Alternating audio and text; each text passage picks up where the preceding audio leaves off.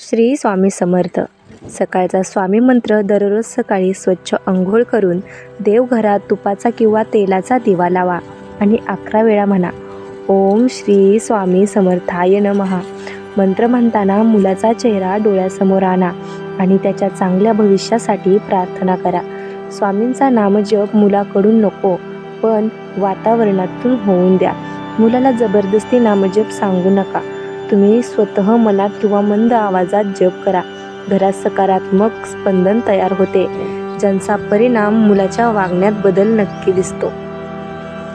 गुरुवारचा खास उपाय. गुरुवारी देवघरात स्वामींच्या फोटो समोर ठेवा, जसे की 2 वेलदोडे, 2 लवंगा, 1 खडीसाखर.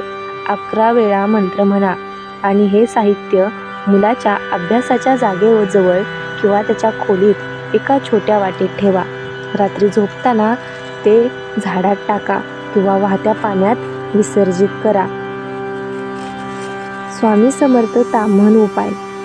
एका ताम्हणात स्वच्छ पाणी, त्यात 3 तुळशीची पाने, 1 चिमूटभर साखर, मुलाचे नाव घेऊन प्रार्थना करा आणि हे पाणी घराच्या मुख्य दरवाजाजवळ 2 मिनिटे ठेवा.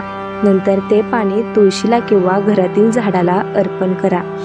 आईच्या शब्दाला स्वामींची जोड. मुलाशी बोलताना आधी 3 वेळा मनात मंत्र म्हणा, मग बोला. तुमच्या आवाजात आपोआप शांतता, अधिकार आणि प्रेम जाणवेल. राग कमी येईल आणि मुलगा ऐकण्याची शक्यता वाढेल. जर मुलगा ऐकत नाही म्हणून ओरडण्याऐवजी एकच वाक्य प्रेमाने पण ठामपणे बोला. स्वामींना नैवेद्य प्लस मुलासाठी. संकल्प.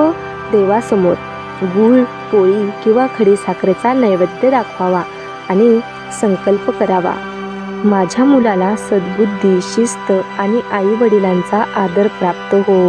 नैवेद्यानंतर घरातील सदस्यांनी प्रसाद म्हणून खावा आणि मुलाने खाल्ला नाही तरी चालेल, कारण तयार झालेल्या वातावरणाला महत्त्व आहे.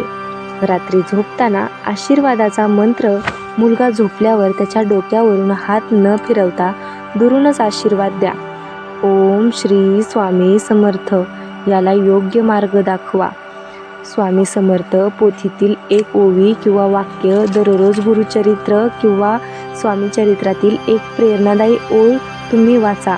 मन शांत राहते आणि पालक म्हणून निर्णय योग्य होतात. घरातील नियमात स्वामींचा संस्कार. उपायांसोबत मुलाला शिकवा. दिवसाची छोटी जबाबदारी. नियम पाळल्यावर कौतुक करा, चुका झाल्यावर शिक्षा नको. परिणाम समजावून सांगा. हेच खरे स्वामींचे संस्कार आहेत.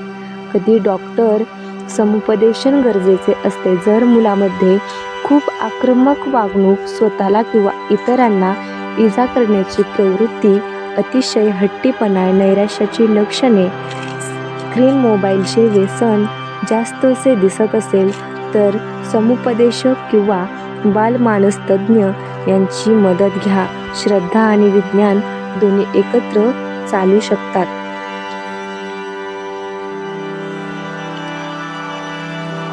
श्री स्वामी समर्थ.